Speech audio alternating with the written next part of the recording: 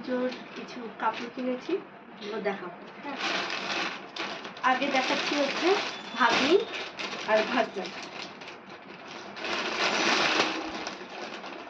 এই যে এটা হচ্ছে ভাগ্নার শার্ট, প্যান্ট। এবার ভাগ্নিরটা দেখাই। এই যে ভাগ্নিরটা কি সুন্দর না? এটার সাথে আবার প্যান্ট আছে।